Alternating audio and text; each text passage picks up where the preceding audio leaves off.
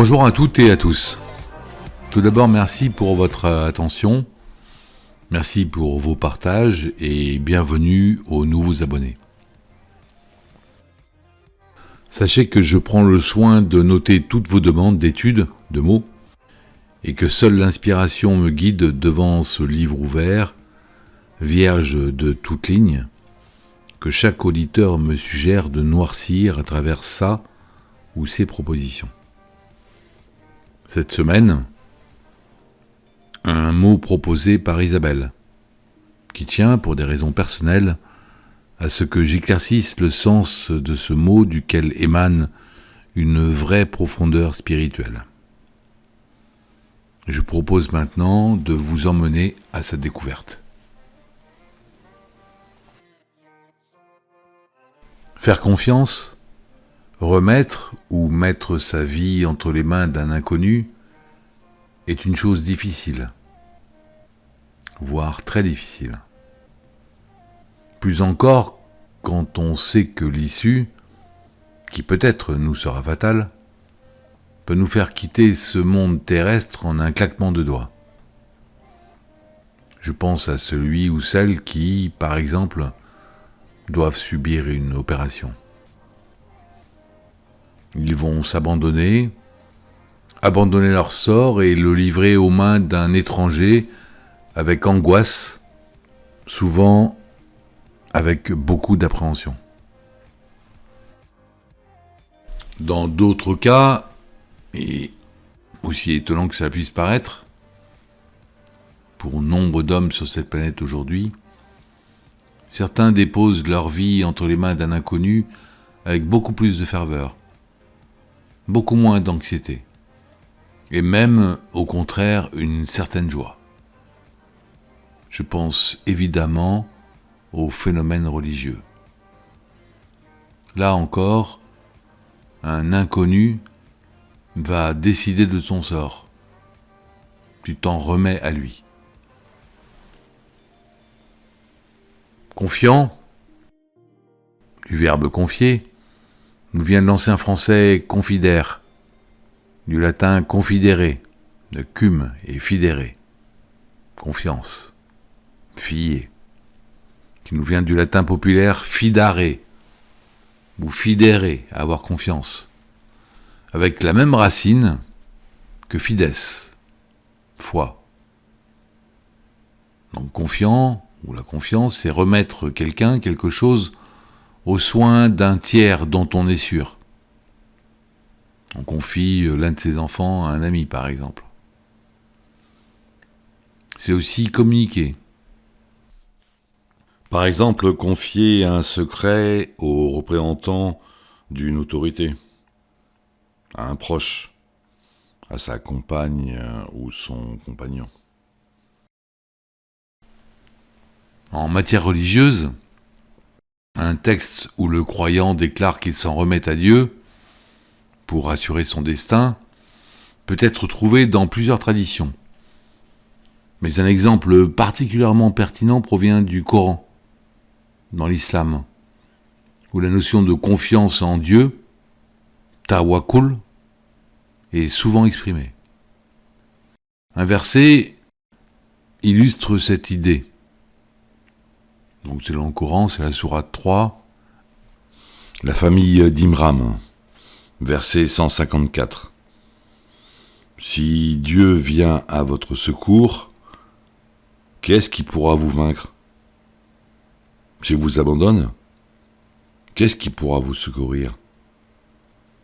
C'est en Dieu seul que les croyants mettent leur confiance. Fin de citation.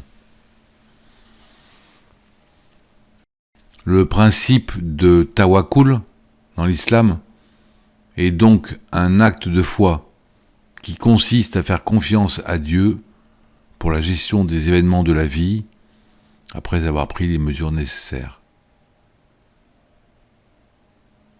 Dans plusieurs religions, le principe de confiance reste central. Dans le christianisme, il y a de nombreux versets qui parlent de la remise de son destin à Dieu, ainsi que de la confiance en sa volonté divine. Par exemple, dans l'évangile de Matthieu 6, 25, 34. Ne vous inquiétez donc pas en disant « Que mangerons-nous ? Que boirons-nous ? De quoi serons-nous vêtus ? Cherchez d'abord le royaume et la justice de Dieu, et toutes ces choses vous seront données par-dessus. »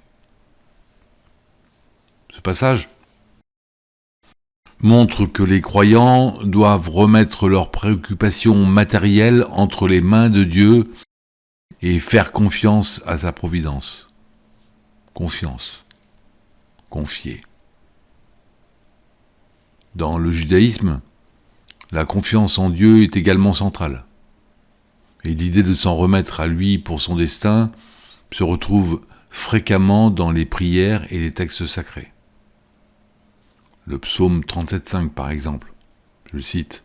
« Remets ton sort à l'Éternel, fais-lui confiance, et il agira. » Fin de citation. Dans l'hindouisme, la remise du destin à Dieu est également un thème récurrent. L'idée de se détacher des résultats de ses actions et de se soumettre à la volonté divine est exprimée dans la Bhagavad Gita, un texte effectivement majeur. Donc je le cite. « Abandonne toutes les sortes de dharma et réfugie-toi en moi seul. Je te délivrerai de tous les péchés. Ne t'inquiète pas. » Fin de citation. Dans ces diverses traditions, l'idée de se remettre à Dieu ou à une force divine pour le destin ou le chemin de la vie est un concept fondamental.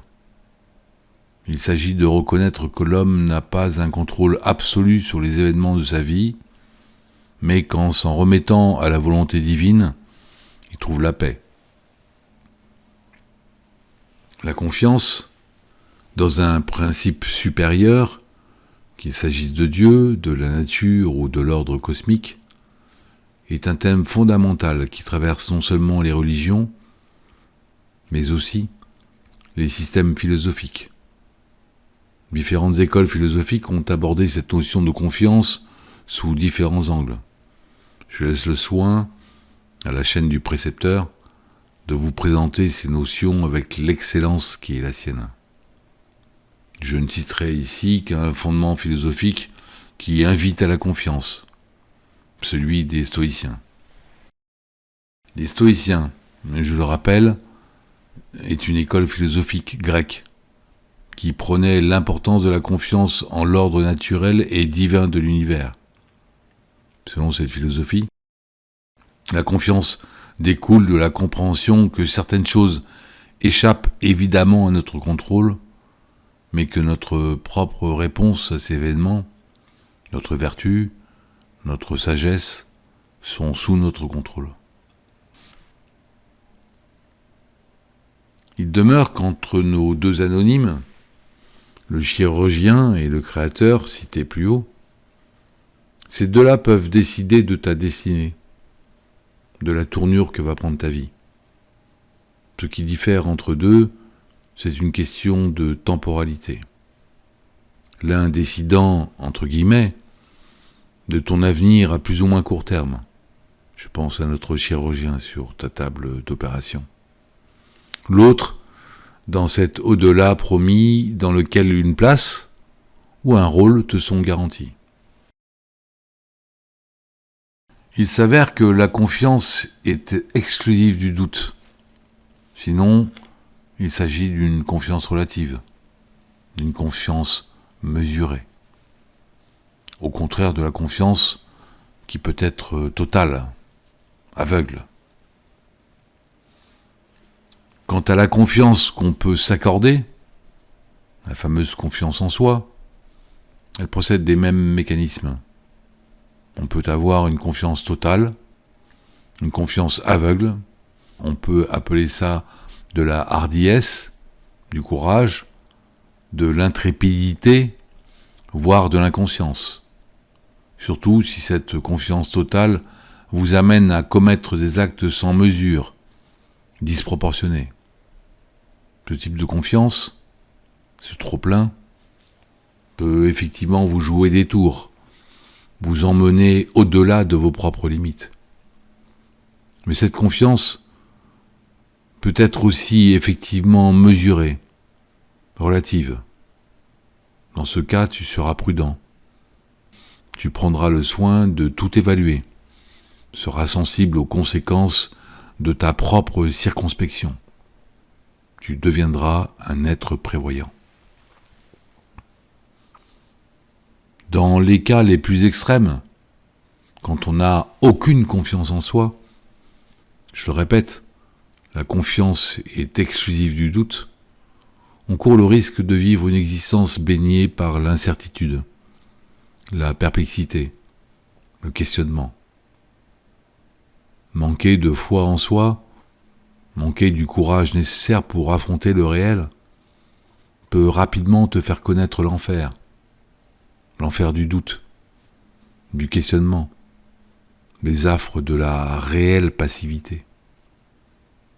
Mais sois sûr que tu traverseras dans ce cas, tout le long de ta vie, les terres arides de l'indécision, car le doute interdit la confiance. Par conséquent, douter, c'est interdire de te fier, de te confier, c'est interdire de découvrir de nouveaux chemins, c'est renoncer à tout le possible que propose le réel. La confiance, c'est effectivement l'ouverture, le risque. Elle dépend d'une chose qui ne dépend pas de nous. C'est l'attitude des uns ou des autres. C'est la trahison potentielle des uns ou des autres. C'est le fait que les uns ou les autres tiennent ou non leurs promesses, leurs engagements. Si la confiance, on vient à la donner, elle doit être totale, car il ne dépendra jamais de toi que le premier venu la trahisse. En offrant ta confiance, tu agis avec une grande humanité. C'est une posture très positive.